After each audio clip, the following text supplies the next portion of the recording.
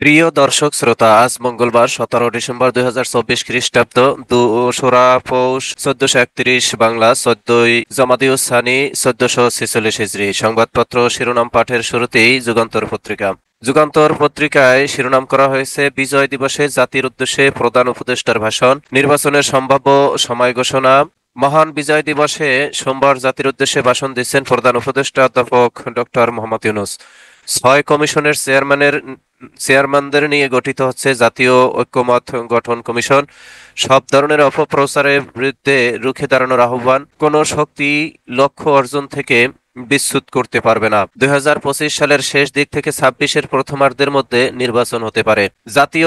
আগামী জাতীয় নির্বাচন 2025 সালের শেষ দিক থেকে 26 সালের প্রথমার্ধের মধ্যে করা যেতে পারে বলে আশাবাদ ব্যক্ত করেছেন অন্তর্বর্তী সরকারের প্রধান উপদেষ্টা ডক্টর মোহাম্মদ ইউনূস। মহান বিজয় দিবস উপলক্ষে সোমবার জাতির উদ্দেশ্যে দেওয়া ভাষণে তিনি এসব কথা বলেন। ডক্টর মোহাম্মদ ইউনূস বলেন, আমি প্রধান সংস্কারগুলো সম্পন্ন করে নির্বাচন আয়োজন করার ব্যাপারে বারবার আপনাদের কাছে আবেদন জানিয়ে এসেছি।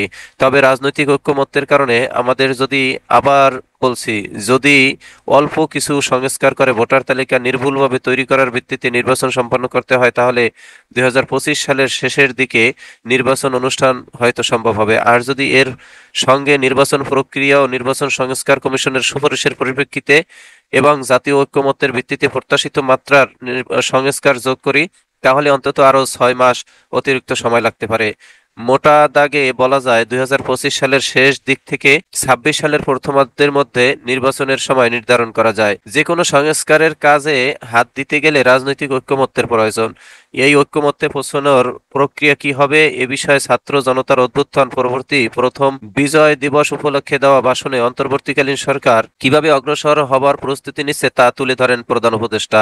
তিনি বলেন, প্রথম পর্যায়ে 6টি সংস্কার কমিশন গঠন করেছে। এসব কমিশন শিগগিরই চূড়ান্ত প্রতিবেদন পেশ করবে বলে আমি আশা করি। সুস্পষ্ট রোডম্যাপের প্রত্যাশা, বিএনপি সহ বিভিন্ন রাজনৈতিক দলের প্রতিক্রিয়া।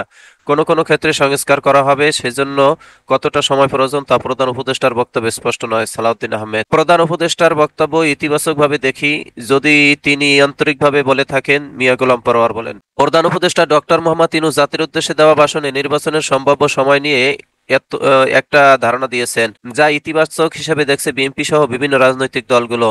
তবে নেতাদের অভিমত, সেখানে সুস্পষ্ট কোনো রোডম্যাপ নেই। এবারে দৈনিক সংগ্রামে শিরোনাম করা হয়েছে, জাতির উদ্দেশ্যে প্রধান উপদেষ্টার ভাষণ, 2025 এর শেষে বা 26 এর গোড়ায় জাতীয় নির্বাচন হতে পারে। প্রধান উপদেষ্টার বক্তব্যে নির্বাচন নিয়ে কিছুটা স্বস্তিতে বিএনপি।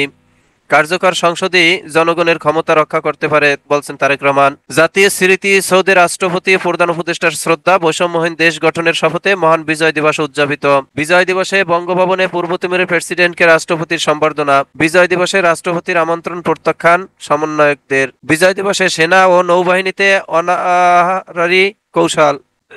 সৌদিতে বাংলাদেশি নিয়োগের ধারা অব্যাহত থাকবে, বলছেন উপরাষ্ট্রদূত। র্যালি পূর্ব সমাবেশে জামাতের আমির ডক্টর শফিকুর রহমান বলছেন, যে কোনো ষড়যন্ত্র রুখে দিতে 10 কোটি যোদ্ধার 20 কোটি হাত সদা প্রস্তুত। 10 কোটি যোদ্ধার 20 কোটি হাত সদা প্রস্তুত। কার্যকর সংসদই জনগণের ক্ষমতা রক্ষা করতে পারে, বলছেন তারেক রহমান। ইন্দিরা গান্ধীর বীরোচিত নেতৃত্বে বিজয়ী হয় বাংলাদেশ, প্রিয়ঙ্কা বলছেন। মুক্তিযুদ্ধকে ভারতের যুদ্ধ দাবি, মোদির পোস্ট নিয়ে সমালোচনার ঝড়। বৈষম্য বিরোধী ছাত্র আন্দোলনের র্যালি, ভারতীয় আধিপত্যবাদের জায়গা এদেশে হবে না। স্বাধীনতার বিজয়কে ব্যক্তিগত সম্পত্তিতে পরিণত করেছিল আওয়ামী লীগ, ছাত্র শিবির সভাপতি। বিজয় দিবসে জয় উপহার দিল ক্রিকেটাররা। এই ছিল দৈনিক সংগ্রাম পত্রিকার প্রথম পাতার সংবাদ। এবারে শেষের পাতার সংবাদ শিরোনাম করা হয়েছে, মহাকাশে এলিয়েন দেখিনি, নাসার প্রধান নভোচারী জোসেফ এখন ঢাকায়। ভারতের পররাষ্ট্রনীতিতে পরিবর্তন দরকার, এস জয়শঙ্কর বলেছেন। বাংলাদেশিদের জন্য 19 ডিসেম্বর চালু হচ্ছে থাইল্যান্ড ভিসা। বঙ্গভবনে সম্বর্ধনা অনুষ্ঠানে জামাতে ইসলামীর নেতৃবৃন্দ। বঞ্চিত শ্রমিকদের অধিকার সম্পর্কে সচেতন হতে হবে, অধ্যাপক মুজিবুর রহমান। কুমিল্লায় বাংলাদেশ ও ভারতের সেনাবাহিনীর উচ্চ পর্যায়ের অফিসারদের মধ্যে সৌজন্য সাক্ষাৎ। বিজয় দিবস উপলক্ষে শিবিরের শীতবস্ত্র উপহার প্রদান, এই ভূখণ্ডের ইতিহাস, জীবন দেওয়ার ইতিহাস। চট্টগ্রামে ছাত্র শিবিরের কেন্দ্রীয় সেক্রেটারি জেনারেল। দাবিতে ছাত্র শিবিরের আলোচনা সভা। বারবার প্রতারিত হয়েছি বলেই আমাদের 24-এর অভ্যুত্থান সংগঠিত হয়েছে, হাসানাত আব্দুল্লাহ বলেছেন। ইডেন কলেজ ছাত্রলীগ সভাপতি রিভা 2 দিনের রিমান্ডে। এই ছিল দৈনিক সংগ্রামের শিরোনাম। এরই মাঝে শেষ হলো আজকে পত্রিকা পাঠের সময়।